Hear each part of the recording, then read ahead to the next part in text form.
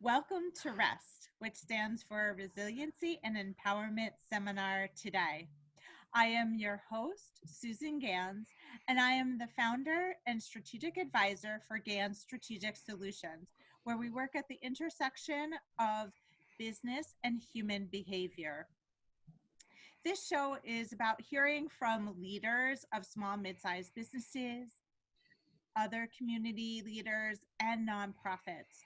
We hear about the leaders' journey as well as how they're being resilient, especially in these challenging times, and how they're empowering themselves and others. Today, I'm so excited to have Oleg Lougheed with us. He is the founder, podcast host, and speaker with Overcoming Odds. His start in life was inauspicious. At 9 years old, he relinquished his parents' rights and entered the Russian orphanage. At 12, he decided to be adopted into a new family in a new country halfway around the world to start a new life. And we'll hear more about that, I'm sure. At 24 years old, he began his journey of helping others live the life they always dreamed of, despite their hardships and misfortunes, by allowing them to recognize the uniqueness and worth within their own story. Very powerful. With that, welcome to our show, Oleg. Thank you. Thank you for having me on. And also thank you for being on our show as well and sharing your story. Oh, thank you. It was a pleasure and an honor, really, to be part of that journey with you. I appreciate Um, it. so take us back to those days of being in a different country and then at a very young age deciding that hmm you were in search of a new life.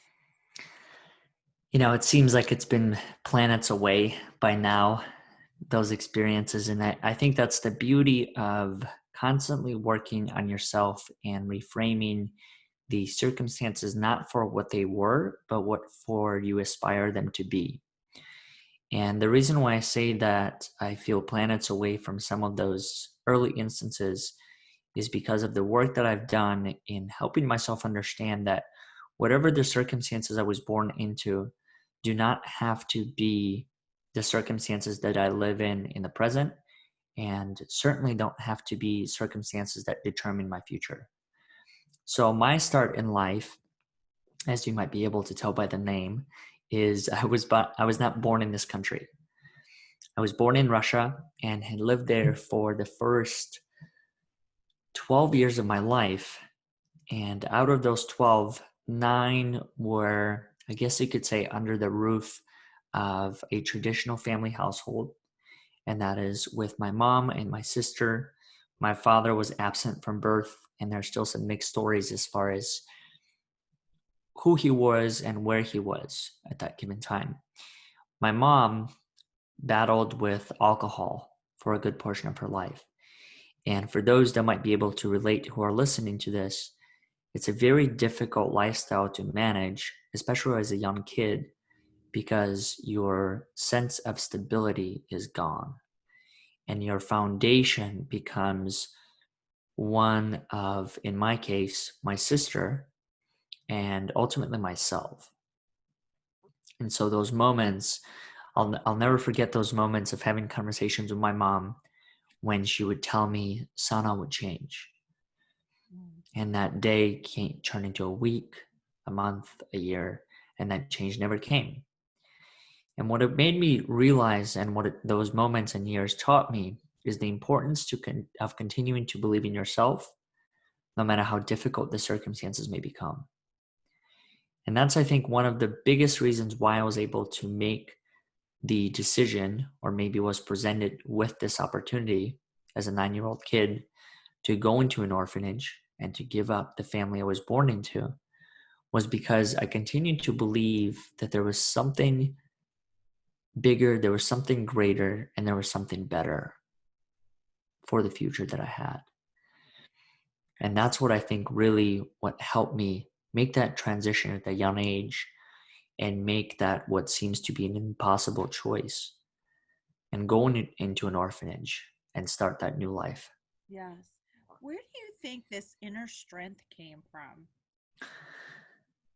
That's a great question. I think a lot of the inner strength came from seeing so many tragic moments in my life, and then just what ends up happening to whatever understanding I have right now of it is that I think because I was so accustomed to seeing those moments from one day to another, that I built up so much resilience and that inner belief that things could be different. But also, I think there was a motivating factor underneath it all, and it's wanting to get out, Mm, wanting to try something new, something completely different. Even if it was in a completely different realm, completely different lifestyle, which the orphanage really was.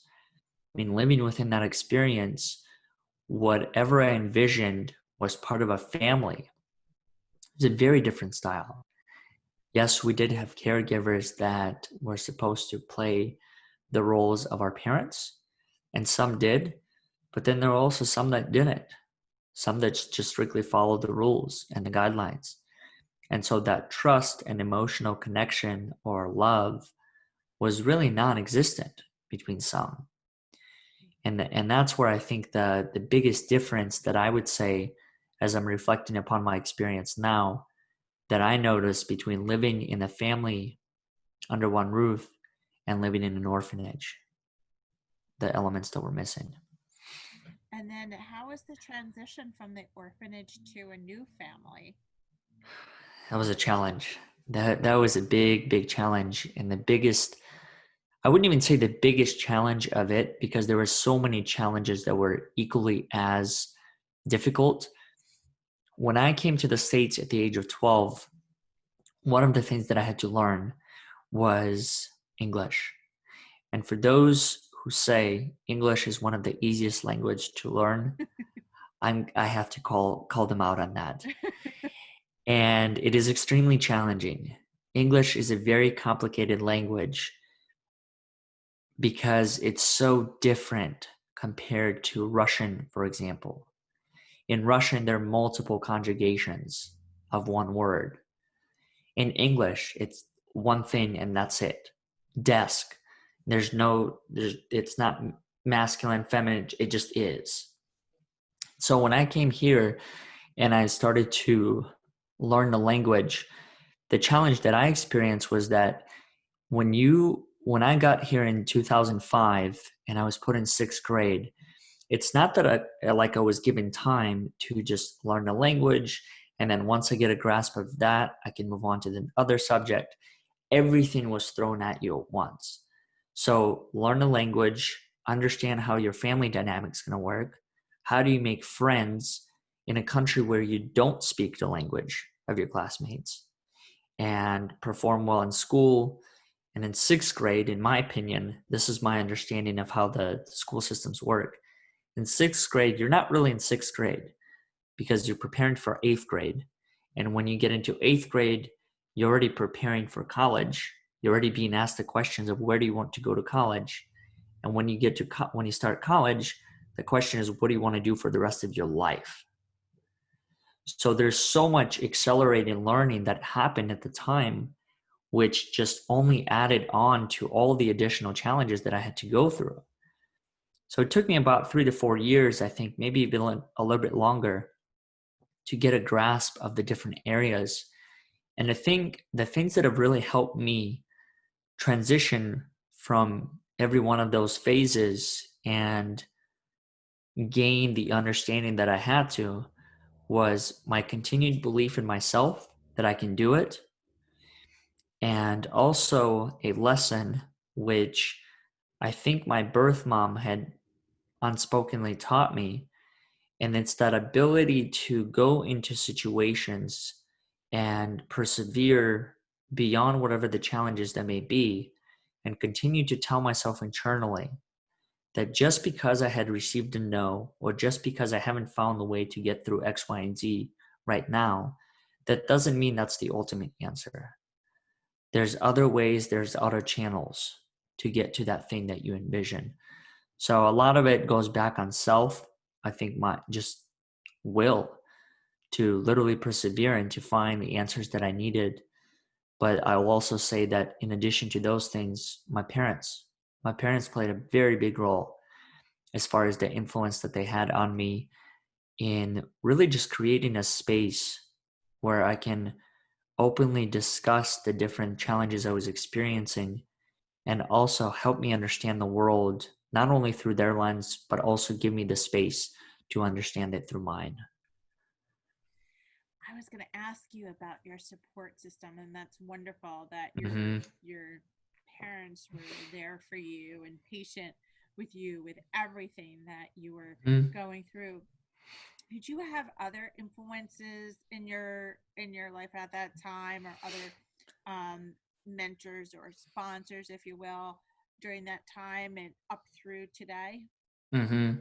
I did. So my sixth grade teacher is one of the first people that comes to mind that really had a big impact on my life. And the impact that he had was that he was a very unusual teacher. And the reason why I say that is because when I came into sixth grade, his class was already big enough where, in my opinion, it would have been very difficult for him to give individual attention to each student due to the time that we had in school. Right. But what he did was he did something very unique and it impacted my life from that point on. And that is, he used to come before school and he would stay with me after school and he would teach me the different things to help me get caught up. So he would teach me how to read, he would teach me how to do math. I'll never forget the time that him and I walked around the school and he brought in a disposable camera. And I think I had to bring in a notebook. And him and I walked around the school and we took pictures of the different things: lockers, lunchbox, people laughing, custodians. And then we would go back to the classroom, print out all the pictures, cut them out, and then glue them into the notebook and label them with both languages of what it was, in Russian and in English. And I think all of those things help me moving forward to understand the language, to get immersed into the culture. So he was one of the first people that really stood by my side. My mom and my dad were both huge advocates for me and for my growth. And that is, they were very much involved with my school and all the teachers in explaining to them who I was and where I was coming from and what I went through. And then beyond that, I had a couple other teachers that played a significant role. Ninth grade teacher, I'll never forget the time. Her name is Judith DeWaskin. She got up in the middle of class and she said, "There's no such thing as a stupid question." And it changed my perspective completely. It gave me permission to ask questions. It gave me a level of understanding that whatever questions I was seeking answers to, they're okay to ask because we're all on own individual paths of knowledge Yes. and pursuits. So people come into your life, I think, at different phases of it.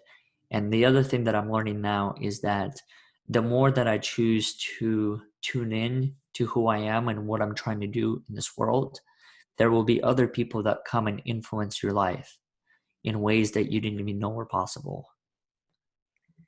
Absolutely. It's so powerful. I'm so taken with your journey and all these people beyond the teachers, bringing us into sort of more up to date. How did you Mm-hmm. decide that I want to share my story very publicly? I want to create this podcast. I want to create a space to have this conversation about my journey because it might impact somewhere else. And I know you speak at Mm-hmm. schools and other places. Mm-hmm. So tell us about that. Well, it was a difficult decision to begin with, and I can now understand why some people don't choose to do that. And I think the biggest reason why I say it's difficult is when I chose to share my story, I really began to understand who was there for me and who was not. Mm. And your circle changes fast. Yeah, tell us And that more about is that. What do you mean? people. there were people even within my family that questioned my decision to share my story, and whether or not me revealing as much as I did about my past and living in Russia and different elements of it was a good thing for the family, or if I was putting the country kind of giving a taste of the country from a bad lens. And that was a difficult one to live with for a little bit because I respected the people that gave me that feedback. Yes. But then I also understood that I also have one chance to live. Yes. And with that one chance, I can only do what I think is best.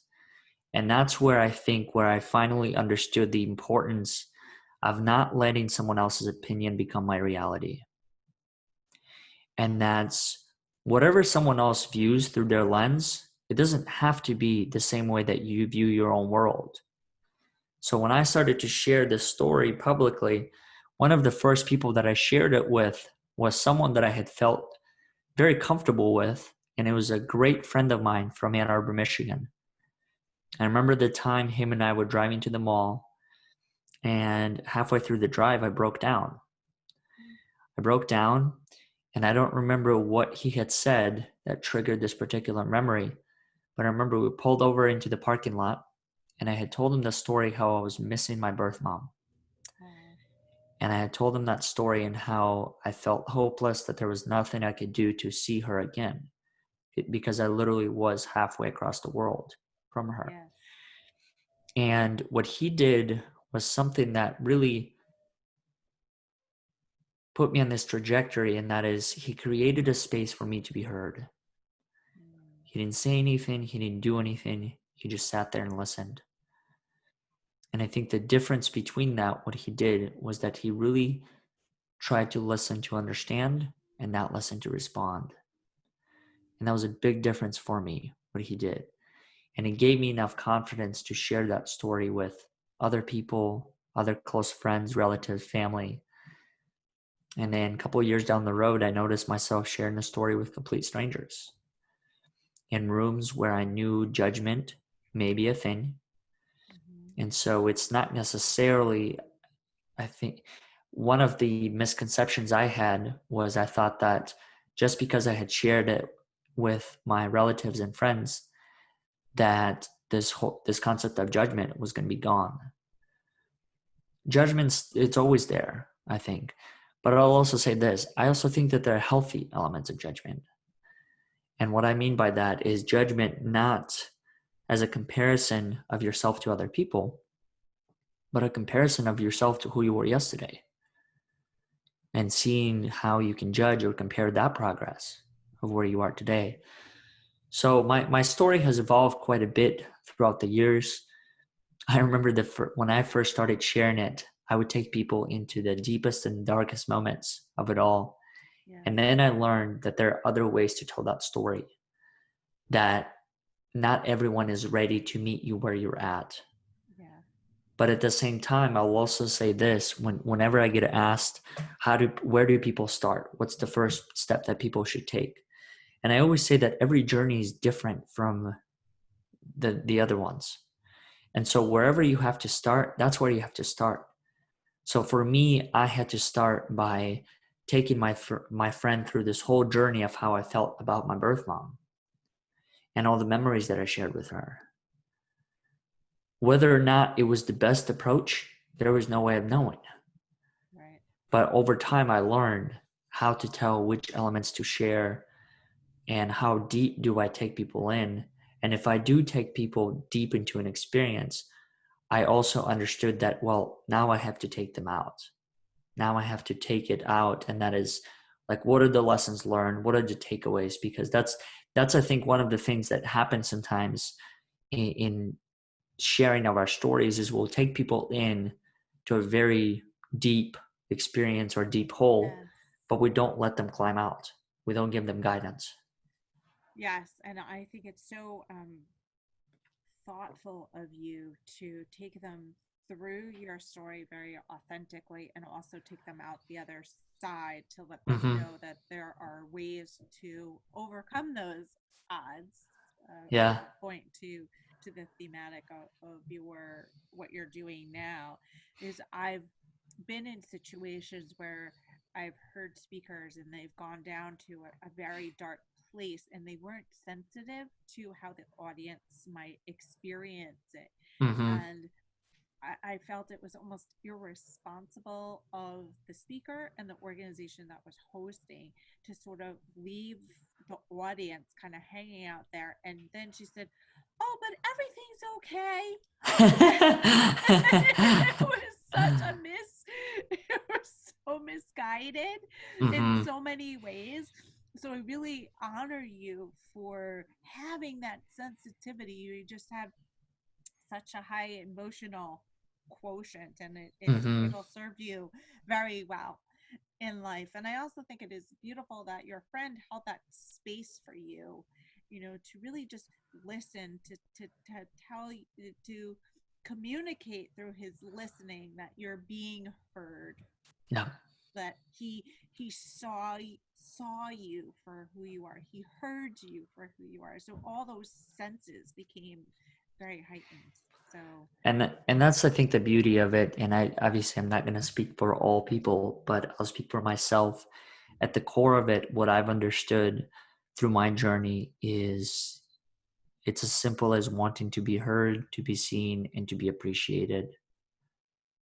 Really, yes. what it is when it comes to the different experiences, different things that I go through in life. It's about creating those windows of opportunity where I can share that experience, I can extract value from it and meaning from it, and just understand that there's some other person in this world who feels the same or who thinks the same way.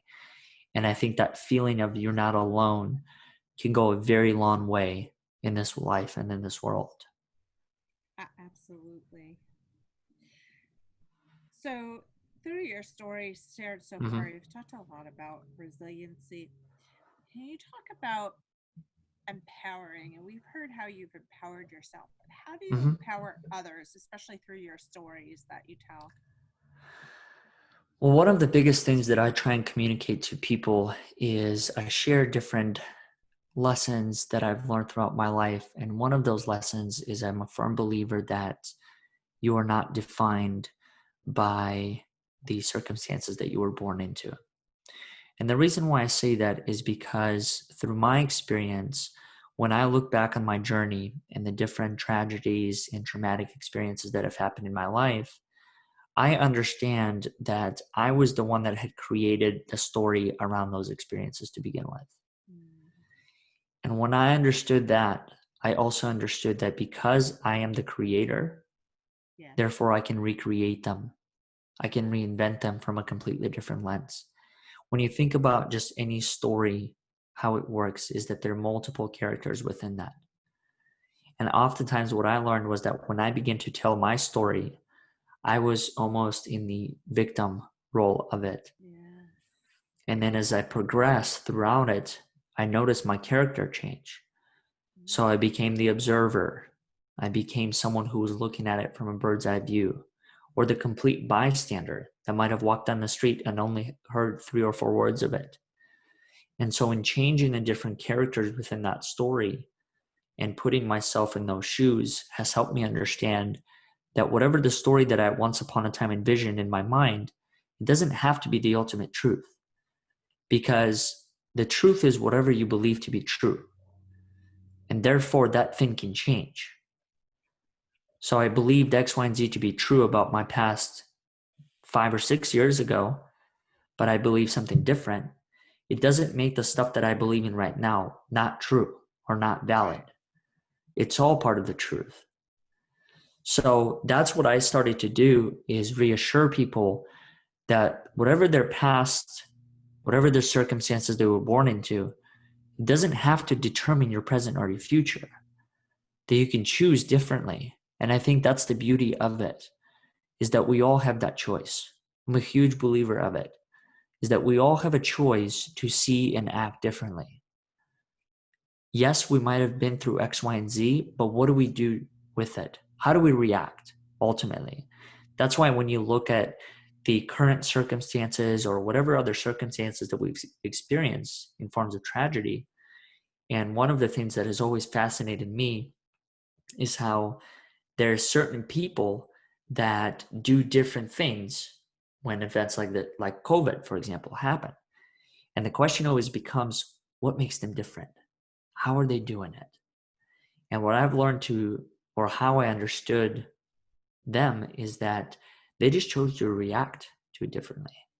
Yes. They probably process similar feelings, similar thoughts, but how they chose to externalize those events, that's the difference. That's the choice that they made. So I think we're much more similar than we think we are.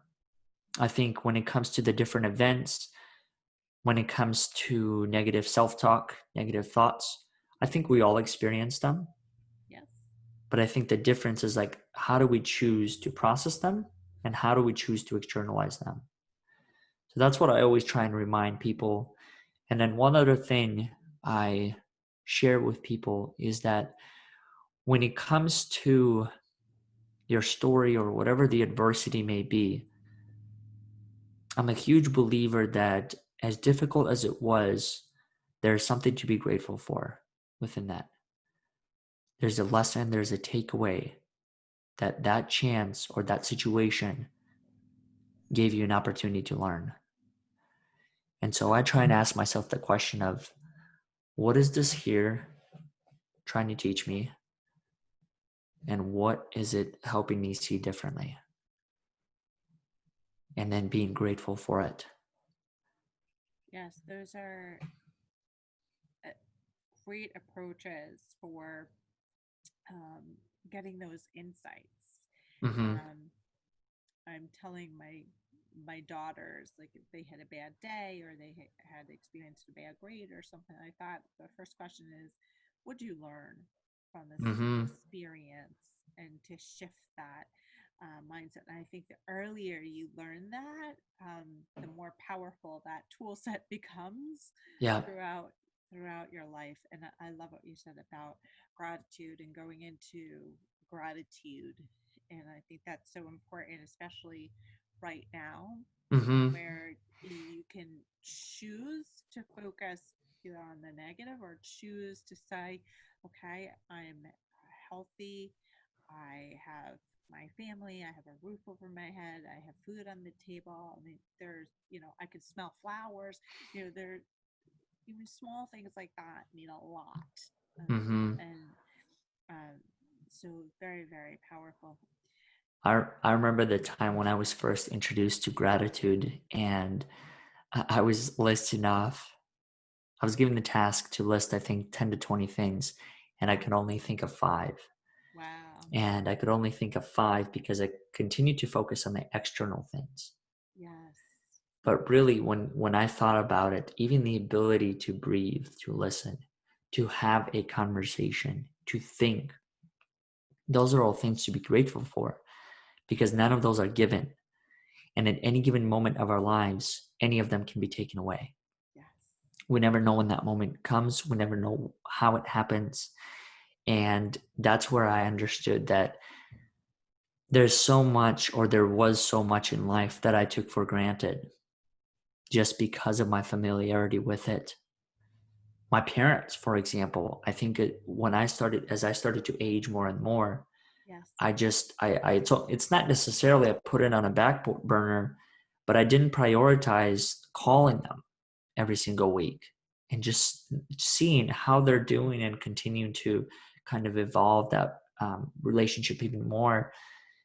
And so I would call them at different moments, and we have a great relationship between the two of us, or all of us. But what I've realized is even in those circumstances, it's like, why can't I just develop a habit to call even once a week or even every day? I mean, who's to say that there is not enough quote unquote new content to talk about? Yeah. Because that's all a matter of perspective. Yes. Absolutely. So, what would you like our listeners to take away from our conversation today?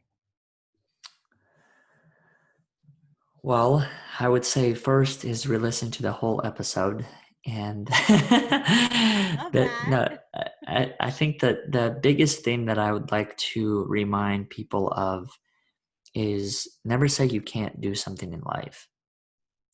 And the reason why I believe that is when I was in sixth grade, I believe, I was having a math problem to solve.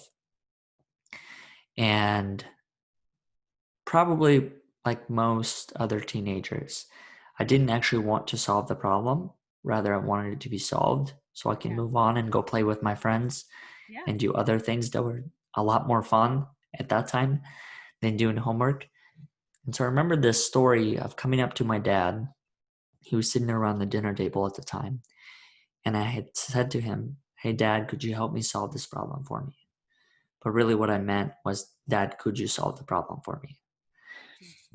What he did after that is something that has completely changed my perspective. And that is he pulled out a white sheet of paper and he said something along the lines of, I won't solve it for you, but we can solve it together. Him and I sat there and we solved this problem. And it was during that process that he had mentioned something that didn't stick with me then, but now has become a principle to which I live my life by.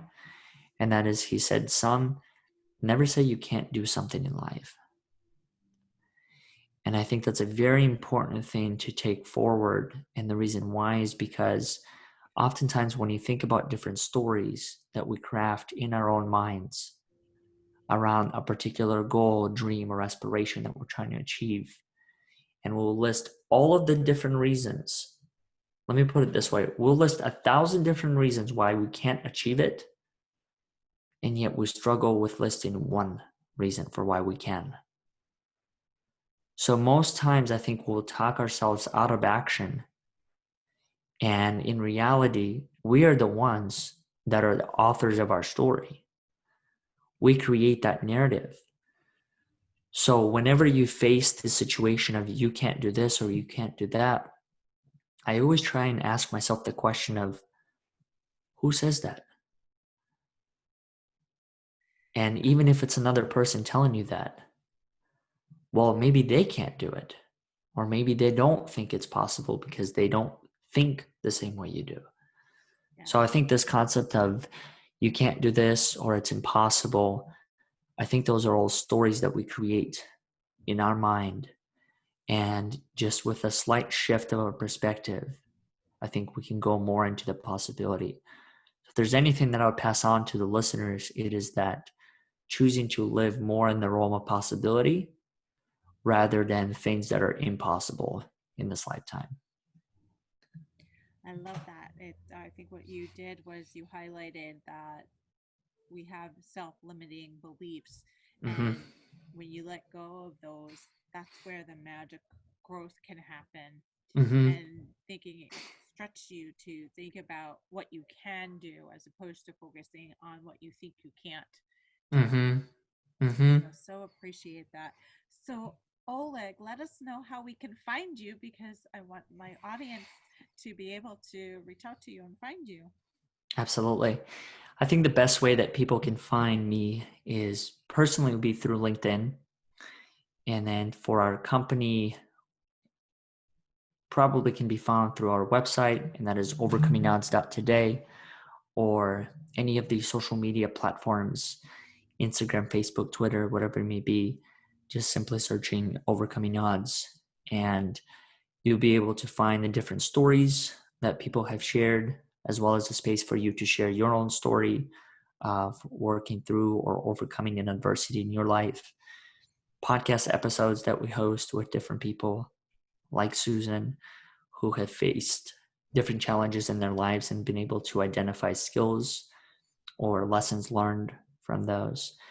And then we're going to be hosting events.